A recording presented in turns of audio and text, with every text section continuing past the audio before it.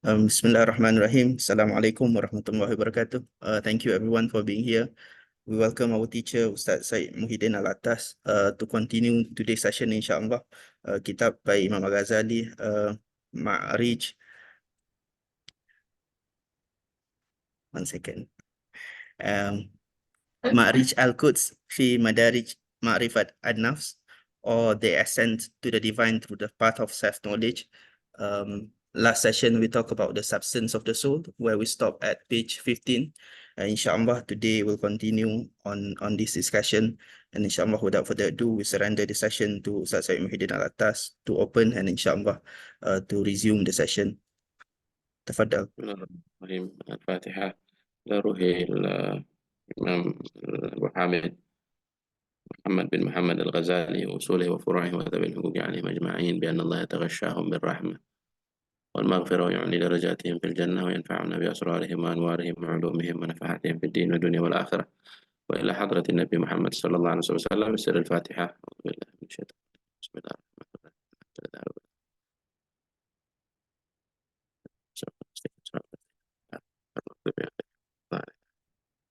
Now, Alhamdulillah, we resume our session from the second half of chapter 3.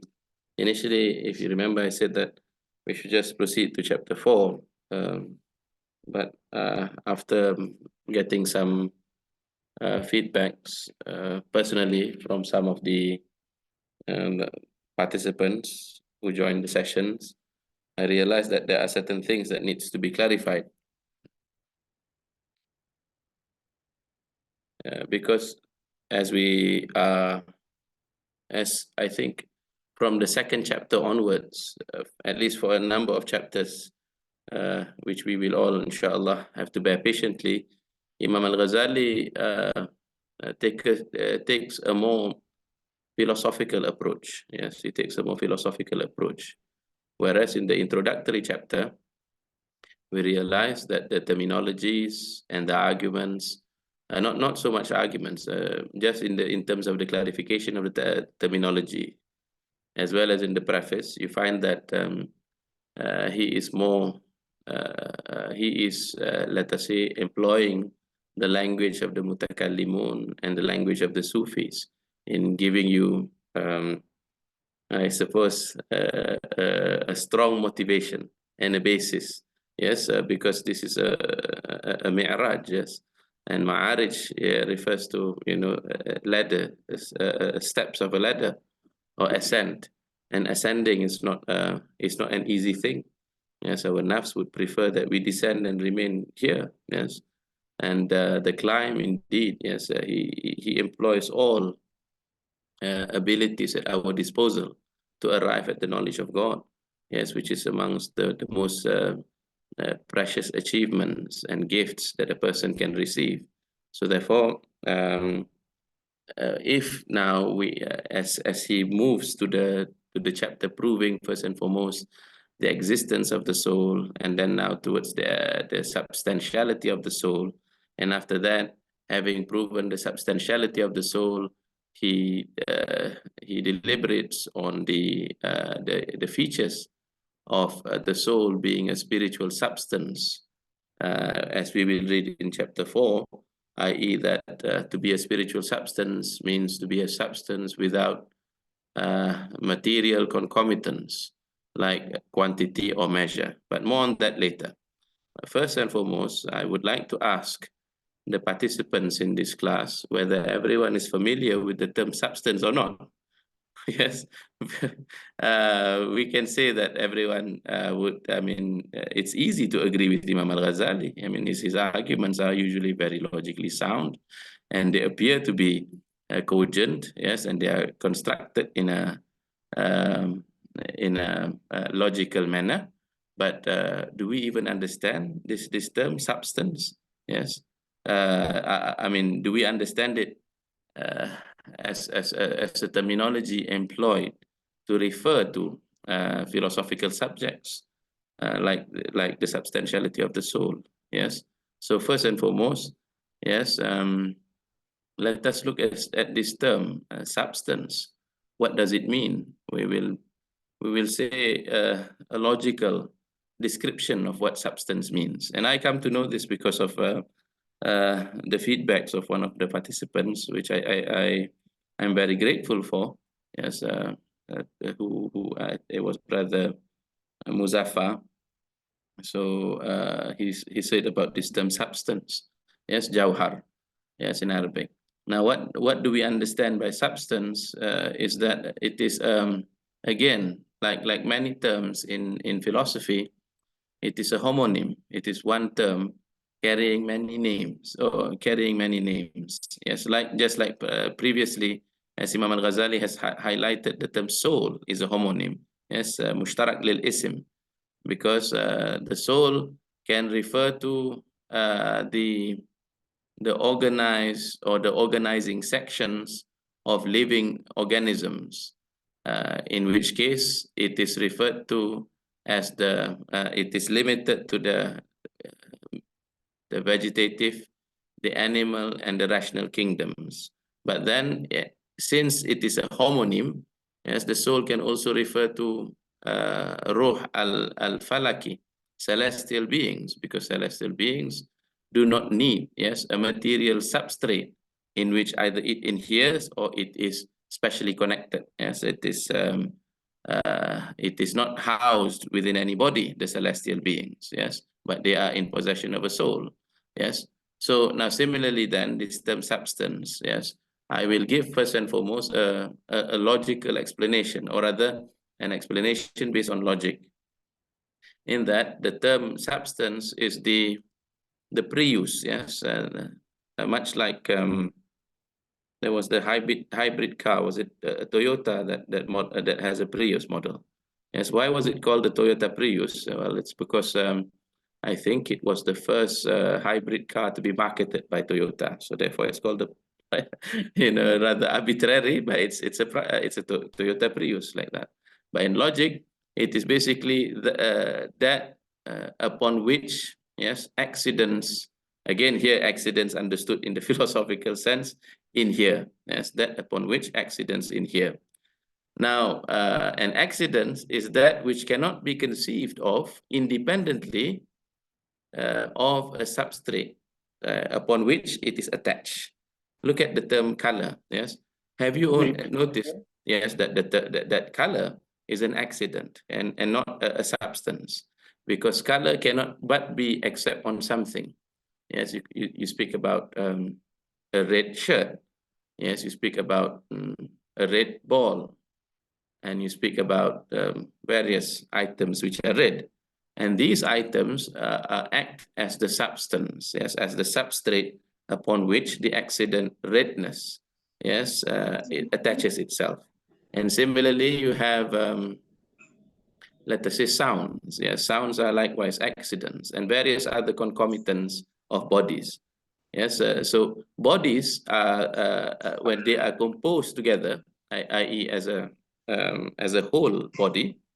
Yes, so therefore, when bodies are composed together, they then become the substrate upon which, yes, you can have several properties.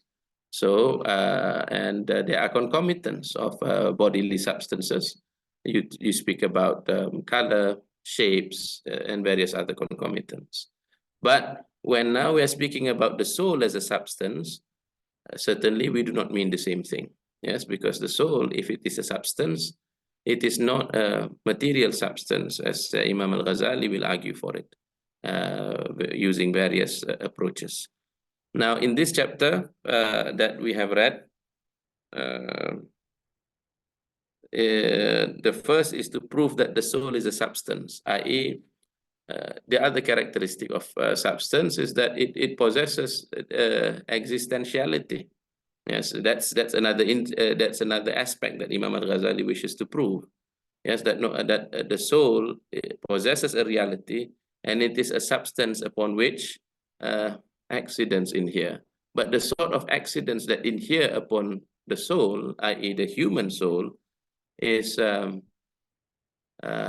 the same as the concomitants of bodily substances. Because the soul is the locus, they say, the locus or the seat, yes, of intelligibles. Again, the term seat here is not to be limited to the sense related concept of being a seat, yes, i.e. A basket, for example, is a kind of a seed, yes, a seed of apples, yes. A basket of apples in this case is the substrate upon which you place apples on top.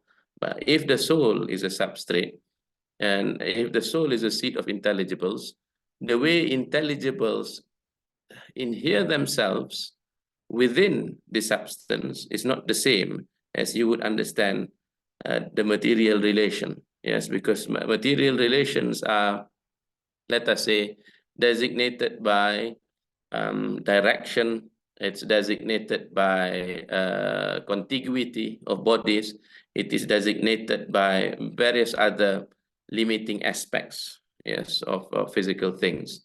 But when we speak about the soul as being a seat of intelligibles, yes, it is the result of the operations of the external and the internal senses that has been, let us say, sent, that has been sent to the soul for its contemplation.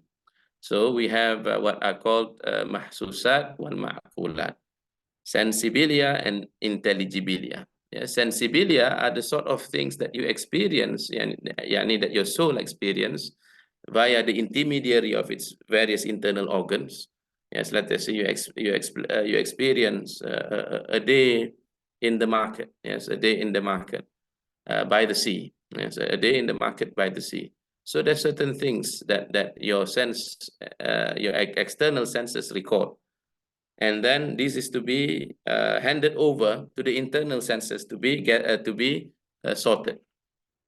Yeah, some go into the realm of memory, i.e. like a video clip, let us say, for your mind, to be called upon at any time in the future, if you should so desire, i.e. this is the memory retentive function.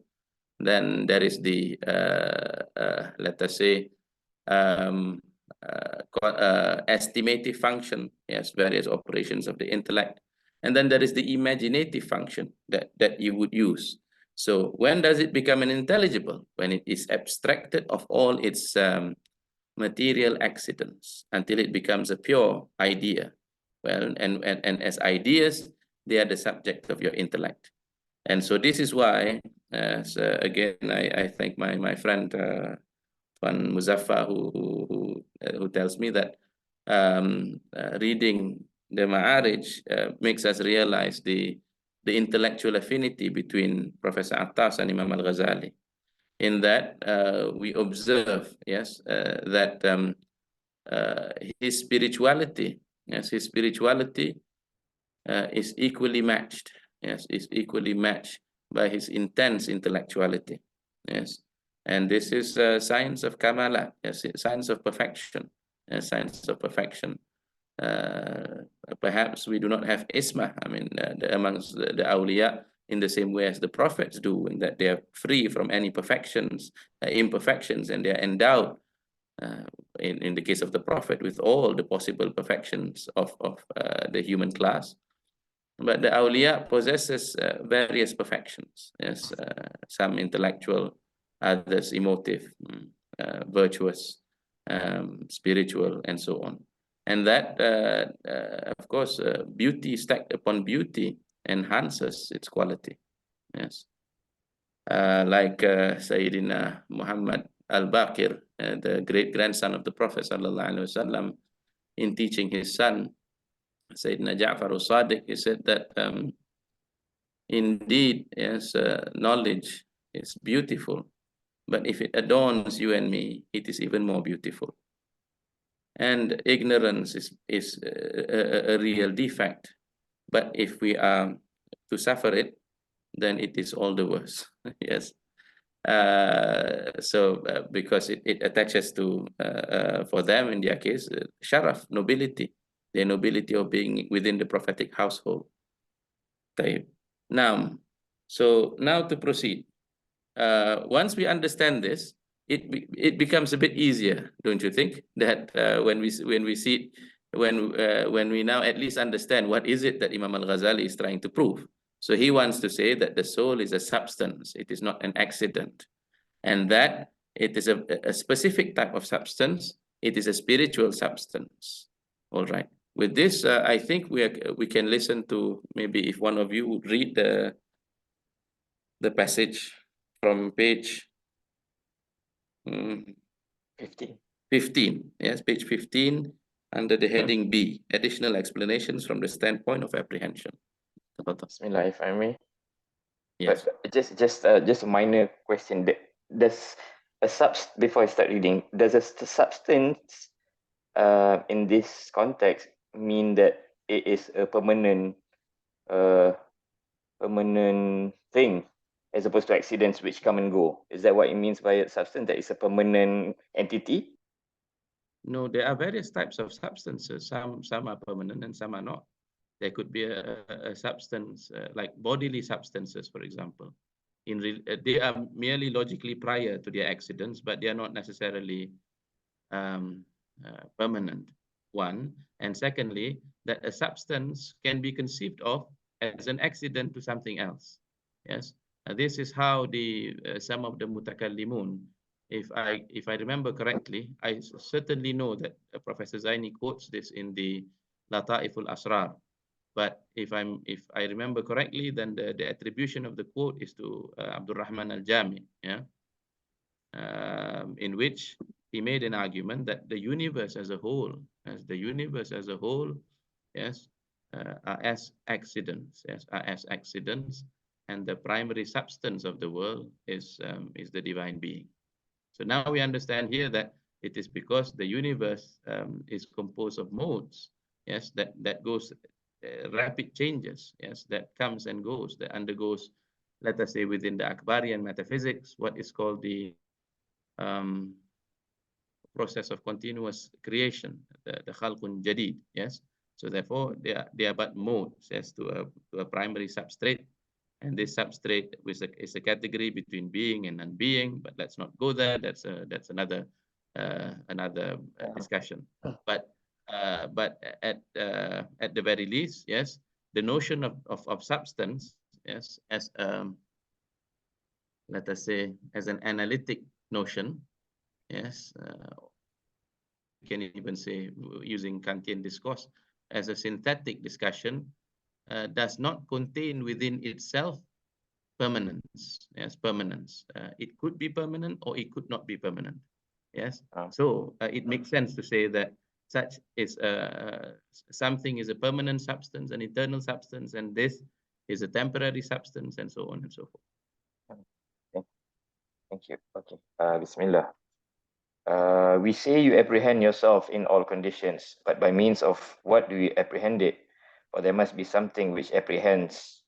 Mudrik, which thing must be either one of your external senses, masyair, or your mind, or some faculty, quwwah, other than your external senses. If it is your mind, then apprehension has to be either by means of a medium, wasat, or some logical analogy, qiyas, or some faculty that is intermediary between apprehension and the soul, or without a medium.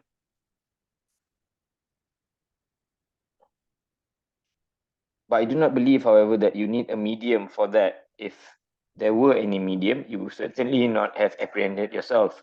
For indeed, there is no medium between yourself and your perception of yourself. So it remains that you apprehend without a medium. If so, that apprehension has to be either by means of your external senses or by yourself. But it cannot be conceived that it should be by means of your external senses, for the senses do not apprehend anything except bodies and concomitants of bodies, such as colors, sounds, and the like. So it remains that you apprehend yourself by yourself. From this, it is proved that you are an incorporeal substance, or jawhar mufarik. The specific proof is... for a while. Okay. Just go through this passage, and then Inshaallah, I'll if we have time, we'll invite you to continue the reading.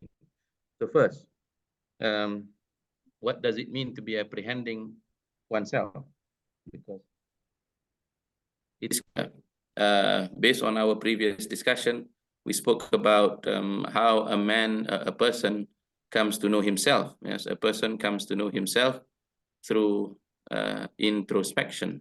How do you I mean, if you are in the previous section, Imam al-Ghazali said within the right temperate climate, i.e., not in extreme situations, and he imagines in an ideal situation. Let us say if a person is free from the sort of things that distract him from contemplating his own self, like fear, grief, anger, shame. All of these experiences may render you unable to focus to focus on the I. Yes, and similarly passions. Yes, if you are, let us say, desiring something, if you're desiring something, then that, like hunger, yes, or any sort of desires, that too tend to distract your soul. Or if you are all of these things, supposing you can have the ideal situation in which you're just now contemplating yourself, and you come to an apprehension of yourself. Yes, this is not something which is indeed impossible. Yes, once you come to the apprehension of yourself, then the next question is to ask, yes, how did you apprehend it? By which means? First, there must be something which apprehends. Yes, if there is apprehension, if this, meaning to say, as a result of your intention to understand and know yourself, you then arrive at the knowledge of yourself, or rather, yes, the awareness and consciousness of yourself, because you have not yet arrived at the full knowledge of yourself, as Professor Attas said in the meaning, or rather in the concept of religion. He said that if a person were to contemplate himself, let us say independently of the existence of God and his existential debt, what he comes to know is that he is like an island. Yes, he's like an island in an unfathomable ocean. It's a very lonely state of existence. And some other contemplators, they might realize, well, rather when I contemplate about myself, it is not just my being that I encounter. I also encounter the temporality of my being. Of course, even this temporality can also be removed from that very self. Yes, and in which case the self becomes even atemporal. It is independent of time. It is within the flow of time. Yes, it experiences time, and it experiences movement, let us say, towards a certain end, yes, towards a certain destiny. Either you are aware or not aware. But when you focus on yourself, there is this being that is apprehended. So if there is a being which is apprehended, Imam al-Ghazali then has the right to ask, yes, what is that something that apprehend that which is apprehended? Now, so if it is that which is apprehended, it must be one of your, so he now goes by logical inference. Could it be apprehended by your external senses? His answer is no. And it is something very self-evident. Clearly, we do not see it with our eyes. Yes, or any of our external senses. Yes, the mashair. Or is it apprehended by your mind, or is it by some faculty of your mind that you possess, which is other than your external senses? So he says, if it is your mind, i.e., it is the soul that apprehends the soul, supposing it is that, then either the soul understands itself or comes to know itself by means of a medium, yes, a wasat, i.e., like an instrument, yes, or perhaps it understands through qiyas, analogy, because qiyas and wasat, these are two means through which, yes, the mind knows something. Yes, these are the two instruments. Perhaps it's some faculty that is intermediary between apprehension and the soul, or without a medium. So I do not believe that you need a medium for that, or if there were any medium, you would certainly not have apprehended yourself. Yes, for indeed there is no medium between yourself and your perception of yourself. So it is basically just the soul understanding itself in this case. So it remains then that you apprehend without a medium. If so, that apprehension has to be either by means of your external senses or by yourself, i.e. the substance. Yes, it cannot be conceived that it should be by means of your external senses, because the external senses do not apprehend anything except bodies and concomitants of bodies. Subhanallah. Yes, that's the limitations of the the his, yes, the 5 senses that Allah gives us. These are, it's a valid channel of learning about the world, but then they are limited to only bodies. Yes, they are limited to only bodies and the accidents of bodies. So when you get a smell, a whiff of a smell of something, when you can experience the structure of something, when you know let us say the taste of something, it is but a body. Yes. Now the external senses. Yes, but you can get ideas from this. This is part of the operations of the intellect upon the sense images which are stored can give you ideas of things. Now, certainly it is not by the senses, yes, except bodies and concomitants of bodies such as colors, sounds, and the like. So it remains that you apprehend yourself by yourself. From this, it is proved that you are an incorporeal substance. Yes. Do you understand this? Yes. That you are then an incorporeal. Corporeal meaning to say being of a bodily substance, but since you do not employ a bodily instrument, yes, and these bodily instruments are themselves not perceived except, let us say, through other bodily instruments. You cannot say also that it is the brain or the heart, yes, which is, let us say, you know, in present day science or cognitive science, they say that, well, the soul is located in the brain because we see the firing of neurons in the brain as you involve yourself in intellection. Well, you can say that it is the that doesn't prove, yes, that the soul is located in the brain. Merely that part of the operations of the soul, yes, bears effects on the brain, yes. Because I remember Dr. Zaidi made this argument, yes. Supposing that certain regions of your brain light up owing to certain types of thinking, yes, owing to certain types of thinking. Let us say thinking about a family member, yes, which brings about, let us say, a combination of emotions and memory and several other things which are interrelated as a concept. Well, you see then that particular region lights up, let us say, when you think of a relative.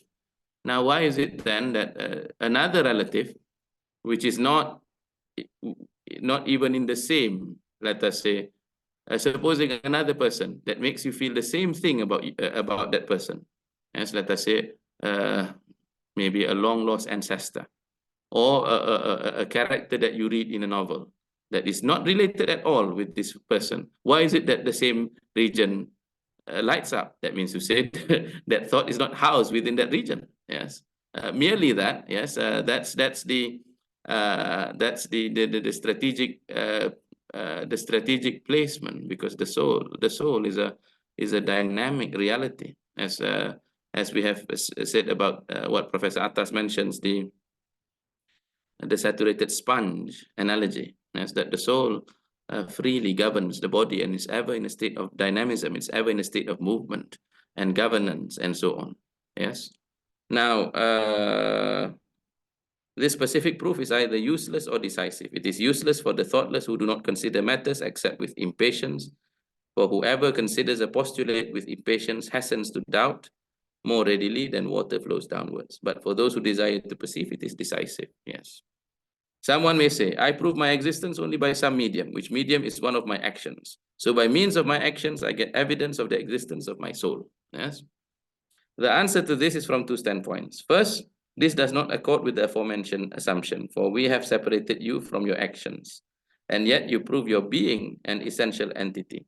So essential entity, of course, when we speak about the essential entity of man, he is now no longer just the soul. He is now no longer just the soul. His primary reality is the soul. But his being, yes, at least within this earthly sojourn, is neither just soul nor body, but a being made of the two. Yes, not a dualism, but a single being. Yes, let us say, possessing of two aspects, yes, a spiritual and a material aspect. with a mysterious relationship between the one and the other. And of course, this soul-body relation, yes, will be addressed in the coming chapters. Now, in the second place, you have to prove that this action is either an independent one, in which case you must prove by an independent agent that it is not yourself. But if you prove it to be your own action and give it a specific relation, you have already proved your soul and have apprehended first your essential being. For you have taken your soul to be a part of your action with the knowledge that the perception of the part comes before the perception of the whole, or at least together with it. Therefore, your essential being is proved along with it, i.e. the action, or before it, not by means of it. This is a subtle distinction. What is the subtlety? What are some of the actions that prove the existence of our soul? Well, philosophers have designed various kinds of tests, yes, thought experiments to prove the existence of the soul, or rather the existence of thinking as a concomitant of the spiritual reality, the spiritual substance. Now, amongst this is the ones which are made more vivid in recent times, yes, by the arguments about the possible about our knowledge of the possible existence of other minds. The arguments that some of the philosophers have constructed with this regard, since unlike our soul, which we have direct access to, i.e. the soul apprehends the soul, how do you know that your, let us say, your work colleague has a soul? Well, you know that by means of analogy, isn't it? Because when you experience certain states which is spiritual in nature, i.e. not physical, yes, there are certain actions that flow. There are certain accidents, or rather there are certain bodily responses to it. Yes. Similarly, language ultimately is one very powerful indicator of the existence of souls. Yes, and that's why the Malays, they have this indah budi, indahlah bahasa, isn't it? Budi being the intellect. Yes, a beautiful mind begets beautiful language. Beautiful mind begets beautiful language. So the arrangement of sentences and its structure, the perfection in syntax and semantics and rhetorics. Now that is the mark of the existence of a mind. Yes. So then that's one.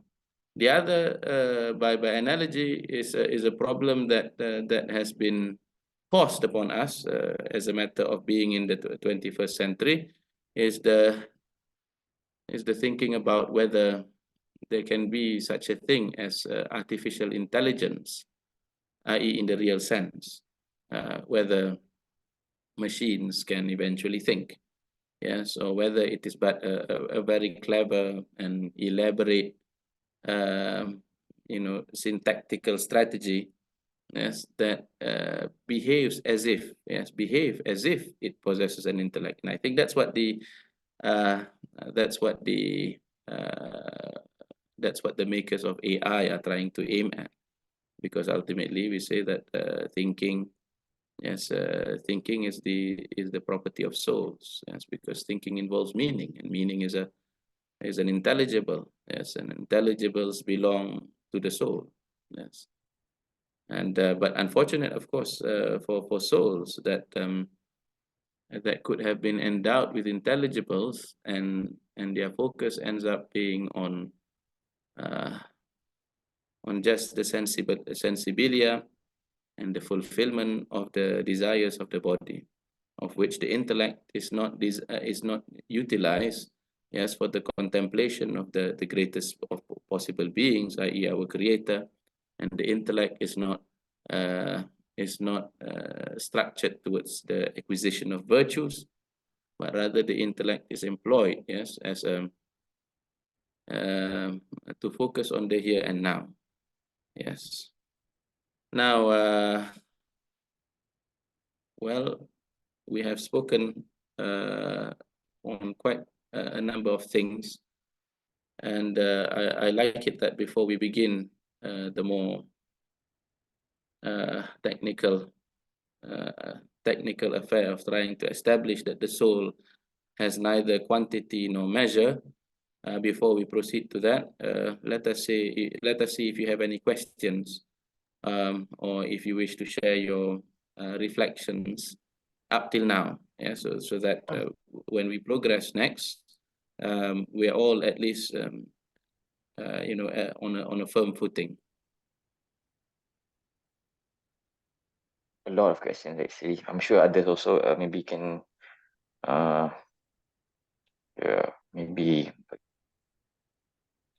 yes. If others have any questions. No? Okay. Well, I do have a question on on the soul, it being a substance or the essence of experiencing something, right? So is there a reason? And then it also mentions that the example of this is pain, right? Is there a relationship between this the Quran speaks of the ilmul ainun and hakul yakin, also speaks of pain also in like the showing like the hellfire. And is there a reason why this is that the illustration was is given as such? Ustaz, before you There's answer another one. the question, Yes, I please.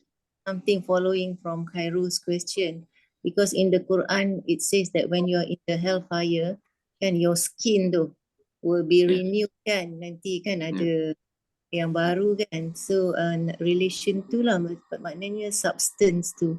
Macam mana nak faham? Thank you, Ustaz. All right. Okay. Yes. So we said that although the soul is a substance, but the that of man, the aniyah of man, is not merely soul. Yes, the aniyah of man is not merely soul, and this is something very important, because at different portions of the journey, yes, there's different combinations. And Prof. Attas, I think in some of his lectures, mentioned, for example, that there was a stage, yes, in which we were primarily souls or soul-like substance, and this is before our coming into the world. And then there is the stage of being in this world, in which we are this khalqan akhar, yes, this other creation, yes, being invested and being lent and given this great gift from Allah subhanahu wa ta'ala, a body through which the various trusts of vicegerency is meant to be fulfilled.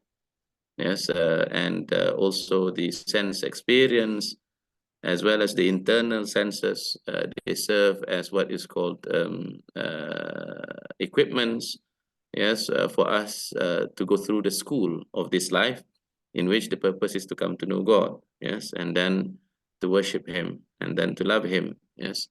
Then, of course, loving means to be obedient, yes.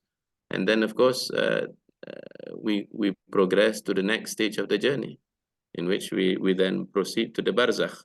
Now, even in the barzakh stage, yes, in which, supposing it is primarily spiritual again, but this spiritual aspect of ourselves by now has acquired a lifetime of experience, yes, has acquired a lifetime of experience. It's now been, it's come to know the body, it's come to love the things of the world, it's come to attach itself to the world. And Imam al-Ghazali said in the Kitab, the final Kitab, the book of Remembrance of Death, in the Ihya, he mentions that the degree of pain that you experience at the pang of death is basically related to the degree of attachment you possess to the world, even though the one that suffers the pain is the soul. Yes, like when, supposing you were to lose a beloved pet, yes, or a loved one. When you lose something that you love, yes, the one that suffers the pain is your soul, although, yes, the soul in pain, yes, brings about psychosomatic experiences, i.e., the body, yes, experience it in some sense, in an analogous manner. Yes, you're prone to lose sleep, yes, when certain things occur, and so on. So when then after separation from our body into the realm of the barzakh, while waiting for the resurrection in the barzakh, then Prophet Attas is fast to remind us that although we will be souls, but it is not a soul empty of experience, and it is not a soul without an imaginal aspect. The imaginal aspect, yes, as we experience ourselves in dreams, yes, in dreams we're not bodies, yes, but usually our dreams, yes, is represented in sense images in which we experience as if we are bodies, yes. How many a time, yes, especially the more vivid parts of dreams, yes, that we feel as if the taste of something came upon ourselves, even though our bodies lie still like that. So similarly, in the imaginal stage, yes, at the barzakh, our reality, yes, will be as soul, yes, with an imaginal aspect, i.e., a self-image, yes, a self-image. That is the time when regrets shall pass through, and to give a description of the state of, let us say, pain and remorse that a person experiences. God said that, well, on that day, were a person to possess the world and its contents, in order to purchase, yes, his safety, he would have done so, yes, and he would have done so for another opportunity to be brought back to life, and then to live a life of obedience to Allah subhanahu wa ta'ala. And that kind of experience, yes, that kind of experience is the sort of thing that the soul can taste, yes, even without the medium of a body. Yes, so that's why with your question with regards to pain, yes, pain is of various degrees, and the pain of hellfire, as well as its counterpart, yes, the pleasures of Jannah, are arranged, yes, according to maratib. And Imam al-Ghazali will argue towards the end chapters, yes, that the higher degree of pleasure, yes, the higher degree of pleasure and the higher intensity of pain is that which pertains to the soul. Yes, is that which pertains to the soul, even more so, yes, than the bodies which we will be given with greater capacity to experience pleasure and with greater capacity to experience pain.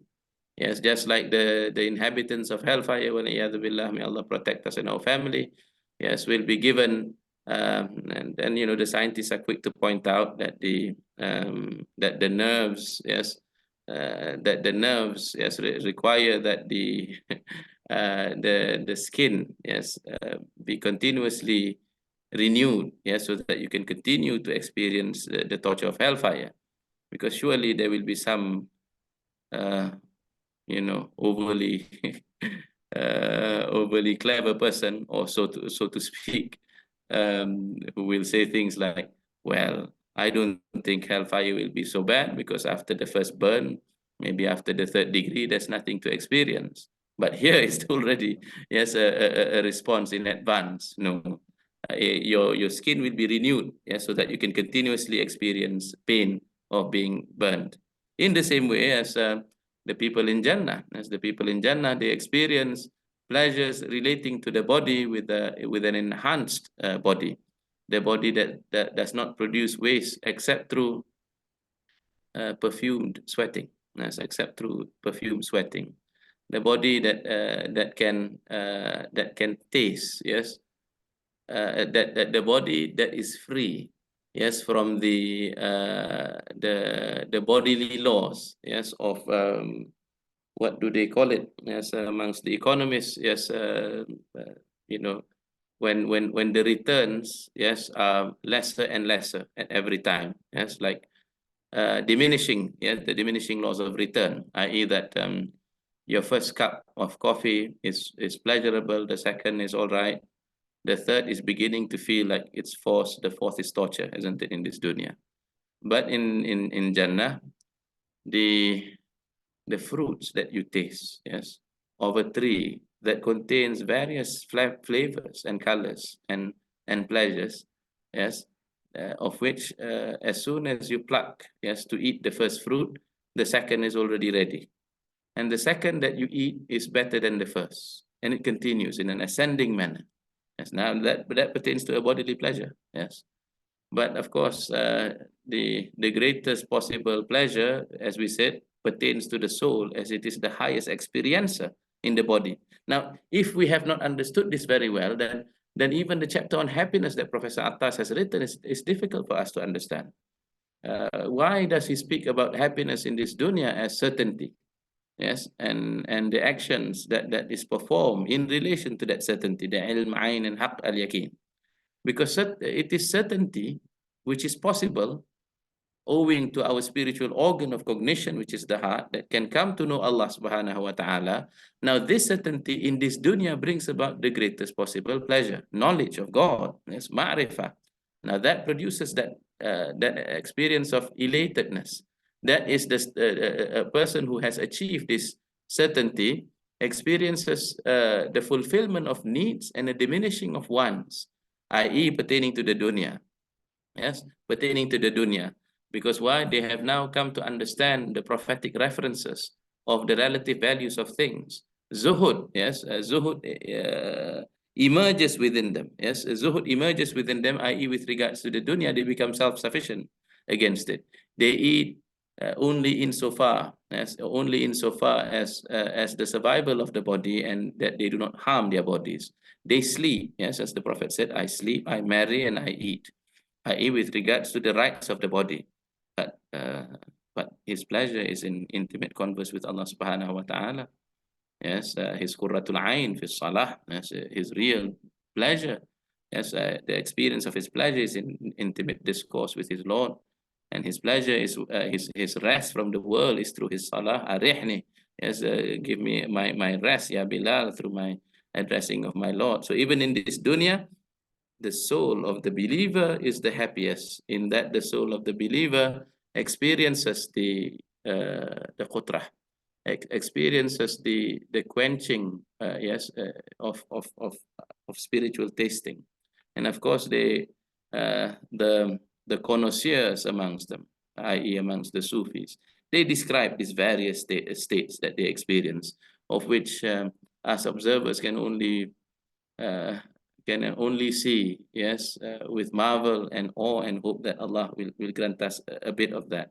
In the same way, yes, as the inexperienced, were they to taste a cup of coffee, they say, well, the coffee appears to be not bad. I enjoyed my coffee this morning. But the connoisseur will say, now, do you notice there is some notes of chocolate, and it's bold, and so on and so forth? Well, that means to say they have trained their tongue to experience, now in this case, a very bodily experience. Yes, but the Sufis, yes, the masters of hearts, they experience things such as waqt, al-dhawq, al-kashf, al-anfas, all of these things. And certainly these become more desirable to them, even the dunya. Yes, until now we know in our lifetimes, well, there is the Habib Ali bin Ja'far al-Aidrus of Batu Pahat. Yes, there were narrations about his last days. His grandson, yes, mentioned that on one occasion, when the Habib was lost in contemplation for a while, he suddenly came to his consciousness and shouted, "Adab, adab," yes. Of which the grandson was worried. He said, "Are you being tormented?" Yes, my grandfather. Mashallah, certainly not. He's one of the most righteous person. Yes, that perhaps in our lifetime that many righteous people have witnessed. He said, rather, I have experienced walking in the presence of the Salihin. I've seen their faces. Yes, I've dwelt in the beautiful corridors. And once now, I've now that I've been returned to the bodily limitations, it is indeed painful. In the same way, yes, as separation from the beloved is most painful. Yes, separation from the beloved, separation from from a from kindred souls, from a kind teacher, yes, is felt very strongly. So that's that. Yes, so that's why the greatest pleasure in Jannah is spiritual, pertaining to nadrah, pertaining to ru'yatullah, and the greatest possible torment of the people of hellfire is the remorse that they shall feel. Yes, it's the pain of separation and the pain knowing that they will never be given another opportunity. Yes.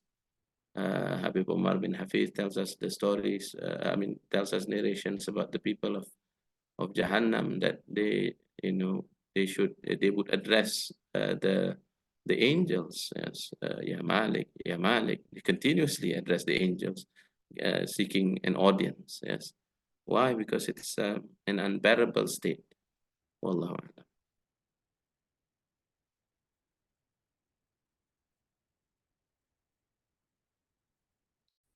Well then, it's 12:57. I think we might not have time to address some of the other questions. What we can do is the hosts perhaps can save the questions. Inshallah, we will try to address the questions at the beginning of tomorrow's class.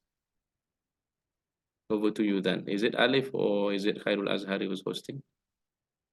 I'm hosting, inshallah. Okay. Inshallah, alhamdulillah. Thank you so much, Ustaz Syed Muhiyuddin, for today's session. What we're trying to do today is to understand, because the previous session talks about soul have substance, and today's session talks about what is substance in more elaborate and more generous way, I would say. Inshallah, we will be uploading this on YouTube for your easier reference soon today.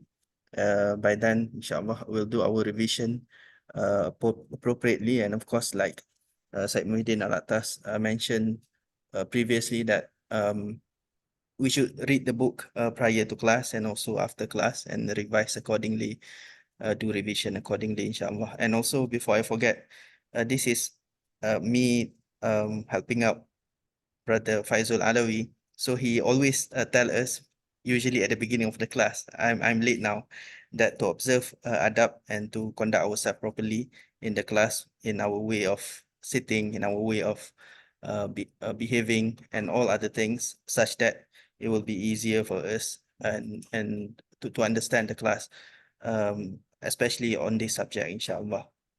So we are at 12:59 now, inshallah. There's one question by my own self, actually, but inshallah we'll address tomorrow. With that, inshallah, we'll let Ustaz Syed Muhiyuddin Al-Attas to close the session for today, inshallah. الفاتحة بنية ما ذكر إلى أرواح من ذكر وإلى حضرة خير من ذكر. الفاتحة.